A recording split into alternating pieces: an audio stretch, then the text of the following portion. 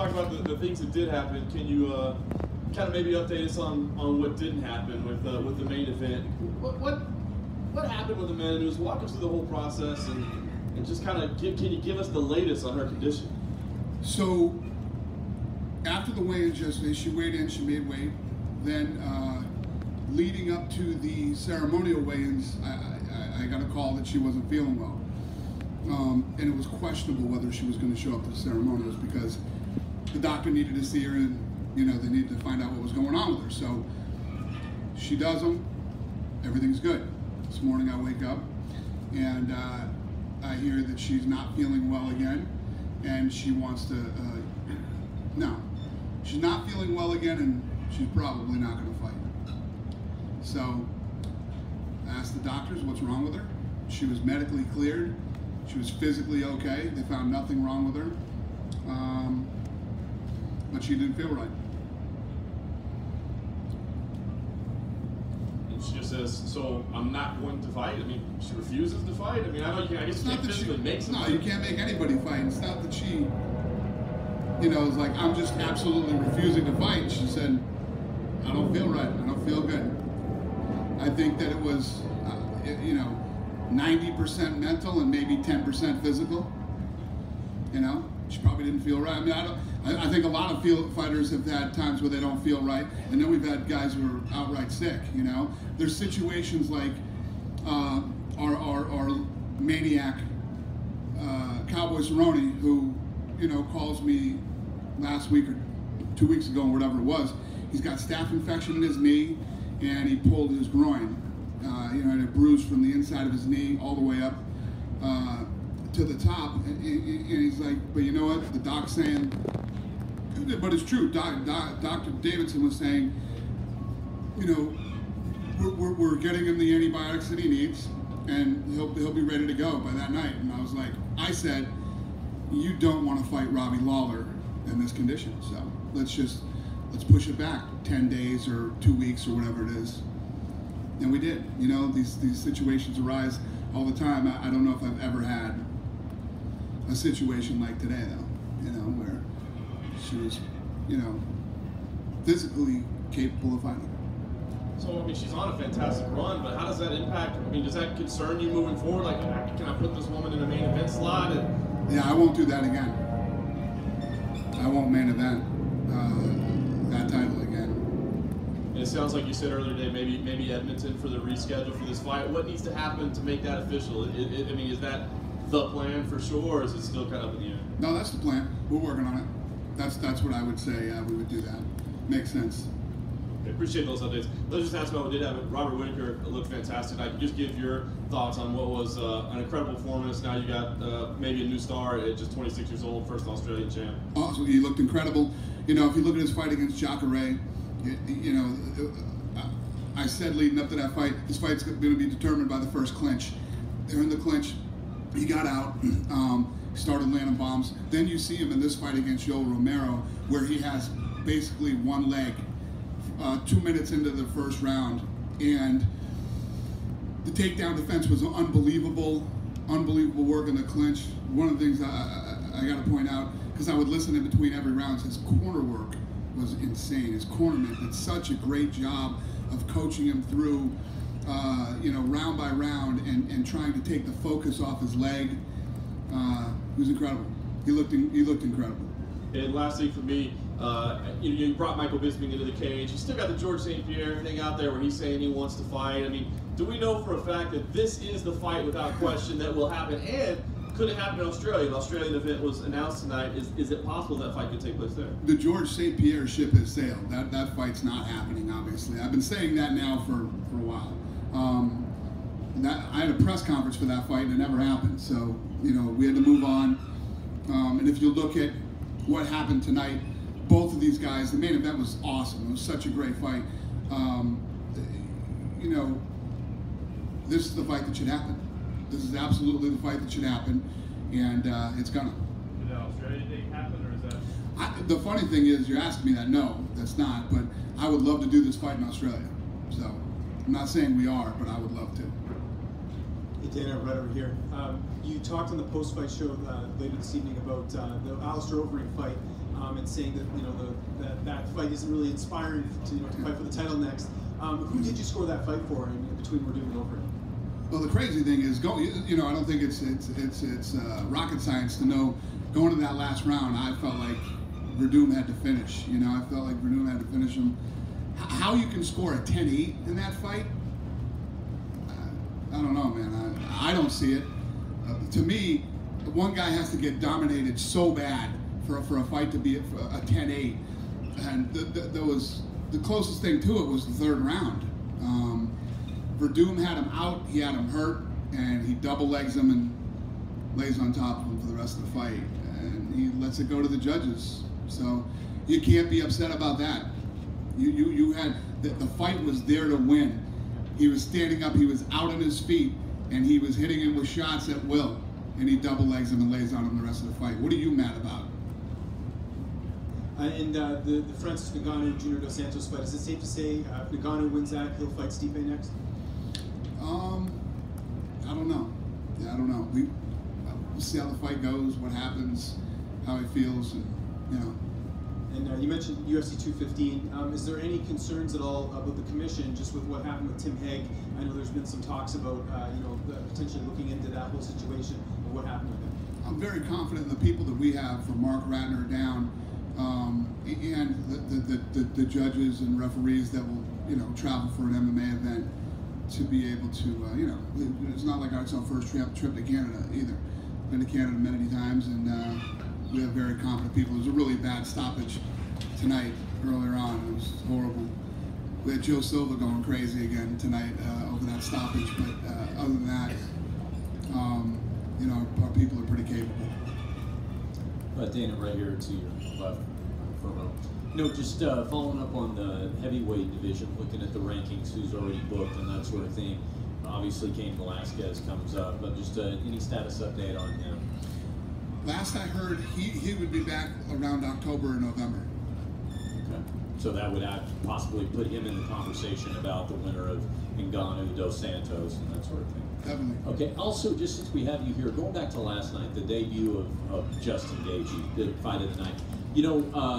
Conor McGregor casts a wide shadow over the lightweight division, but with him gone for the summer with boxing, it seems like this is an opportunity for any number of lightweights to really hijack the platform while he's not here, so that when he does come back, they have a chance to be somebody that he's going to have to reckon with. Do you see this as kind of a summer of opportunity for lightweights to emerge, put themselves in that conversation? Yeah, I mean, obviously that kid breaks into the top 5 with that performance, and you got Khabib and Tony out there too, and yeah, there's a lot of great fights to be made while they're waiting for Conor to come back. So just to follow up on that, over to your right. Just to follow up on that, he was specifically calling out Tony. The 24 hours has passed. Can we matchmake that fight? Are you ready to do that? I actually still want to see Khabib versus Tony. So that fight's got to happen first. You're still It doesn't have to happen first, but I'd kind of like to see it. Anything can happen. Anything is possible, but we'll see how this thing plays out. I know that Khabib is set up to come to Las Vegas and go to the Performance Institute and work with the nutritionist there and some therapists. But if he's not ready to fight, I do Gaethje and Tony. Yeah, here's Tony wants it too. So he responded to Gaethje's call out. Basically said he'd do it if it was for an interim title.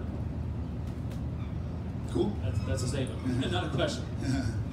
No, yeah. We'll see what happens. Hey Dana, I just wanted to ask you. A couple people asked me about Amanda and your decision, or not your decision, but since she didn't fight and Dr. Davison cleared her, did you consider stripping her of the title at all? Was that ever a factor? No, I didn't consider that. We didn't pay her. And just how do you deal with those kind of situations when you've had it before? Like when you're going through it, to strip the fighter or not to strip the fighter? Like, what's the thought process? How do you work through that? When you're going through stripping a fighter? Yeah, because she, you know, she's cleared to fight, so the doctor's saying she's healthy enough, and then she says, I don't want to fight. Like, so I'm not trying to be harsh, because I think hey, she's the right thing. that's a great question. It's a great question, and you know, we've never seen anything like this from her before. You know, there's no pattern of her refusing to fight somebody, or you know, those are the type of situations. I mean, where, you know, I'll read something where a guy says, "Yeah, I refuse to fight this guy." You know, I'll tell you, it just happened with DJ. We have a fight for this guy. You know, it's for his you know, his chance to break the record. Is a very credible guy that wants to fight, and the guy's cutting weight, getting ready, and all this stuff, and he's absolutely refusing to fight him. So that's when I sit there and start going, and first of all, you're the pound for pound best fighter in the world, number one. Number two, you know, you're on X amount of defenses, and you're absolutely refusing to fight somebody. When there's a pattern of that, then I start looking at stripping the guy. Just to ask you one question about Whittaker. I mean, the journey that he was on, you know, here's a guy that lost 2 in a row after he got into the UFC, seemed kind of adrift. Can you kind of comment a little bit about how he was able to turn his game around? And there have been few UFC fighters that have improved as dramatically as he has in a very short period of time.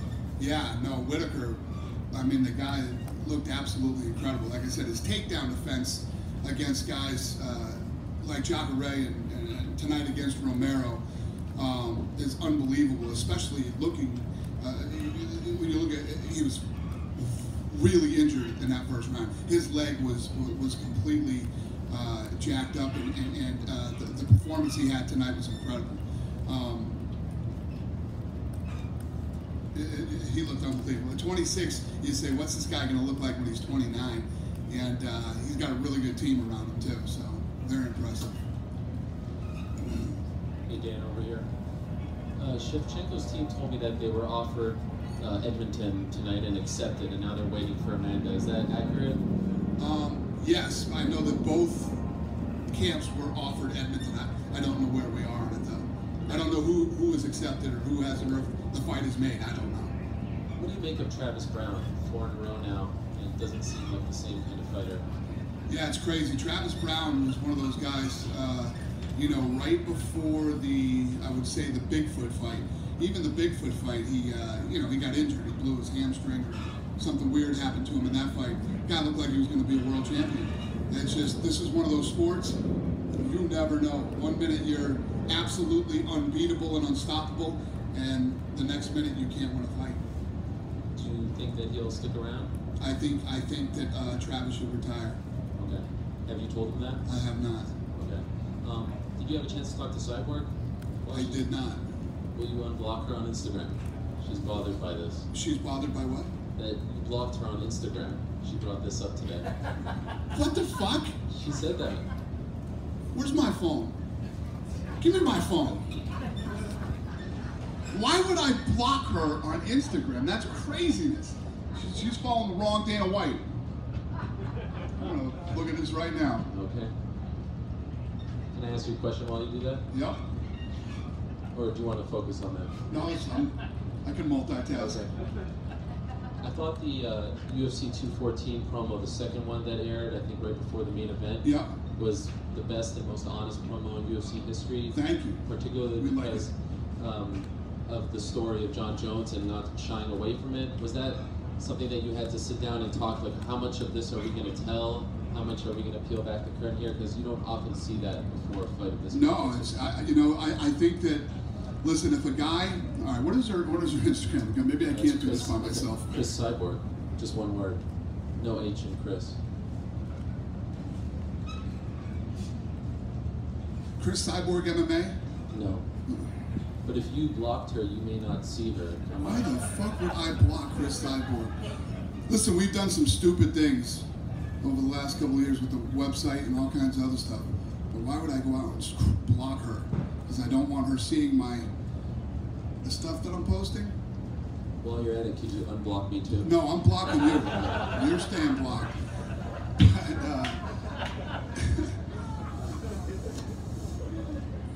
So if I blocked her, it won't pop up? No. Yeah, you'll be able to find it. Yeah, it should still pop up, right?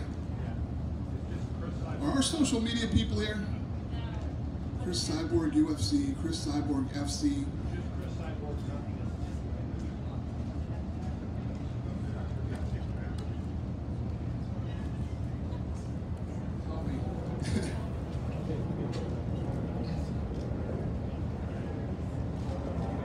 Okay. I did not block Chris Cyborg. That's weird. Anyway. The promo. So the promo, yeah. So listen, if a guy makes a mistake and has one, I mean, this is years, and this is like Jon Jones. You know, he's gonna all the beef between him and Cormier.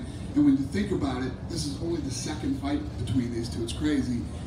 I think that you can't honestly, you know, talk about this fight without telling the story. And that's the whole story. And at the very end of the promo, you see Jon is reading something that Cormier had written. And he's like, I'm a good person, you're a bad person, you're a this and I'm a that. And he goes through this whole thing and he basically ends it with, I have to win this fight, I have to get my life back. So Jon Jones is being about as honest as Jon Jones can be too. So it's just, all of that put together is what makes it one of the greatest promos we've ever done. And last one for me, the press tour starts next week for Mayweather-McGregor. What is your role? Starts tomorrow for me. Oh, okay, so what is your role in all of this? I don't know. Like, are you going to be at the press conference? Yeah, I'll be at all of them. I'm going on the whole tour. You know, the way that this thing's laying out, this is you know, Lene and Mayweather's team are putting this thing together, and I think it's going to be a hybrid of the boxing press conferences and UFC press conferences. I don't know. I think it's going to be more like a boxing press conference than it is our press conferences. You know how mine are. No bullshit. We walk in and we sit down and we, what's up? Who has the first question? And we get it rolling. I think there's going to be a lot more bullshit in this one. But you'll be on the stage, I guess. What's that? You'll hear from your sponsors, the Southwest Airlines. Listen, I'm going to sit there with a mic, and when you ask me a question, I will answer it. I'm not going to get up and give any speeches or do any, you know, anything like that. I think Conor and I will come in. Conor and I will sit down, and we'll answer questions when asked questions. I think that the rest of the people that are going to come in, I think there's going to be a lot of people that come in and talk, and you know, a lot of speeches. Why was Ellerby here today? Were you meeting with him? Ellerby asked if he could come to the fight. He wanted to bring his daughter and wanted to come, and I thought that was great. Yeah. You guys didn't have any meetings that you were No meetings. Everything's done. The business is pretty much handled. You know, there's stuff that pops up left and right. This thing has really been smooth and it's gone really well. Dana over here. You said on the conference call that if y'all didn't have the press conference set up by already happened by fight week, that we're going to be in trouble. So are we in trouble? I'm sorry. What did I say? That we didn't have the press conference by fight week, we'd be in trouble. By International Fight Week? Yeah. Yeah. Well, what happened was we started to sit down and look at it.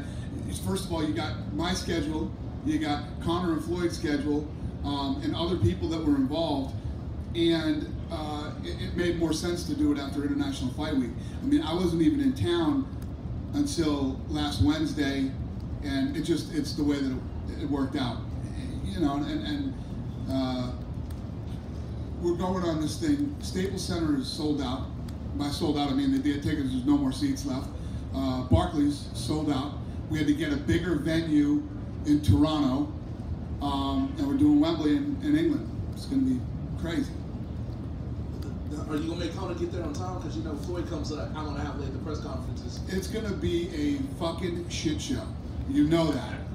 Absolute shit show. So, I don't know, man. It's going to be crazy. And switching gears back to MMA, what did Valentina get compensated for today? What did Valentina get compensated? Yeah, did she get paid?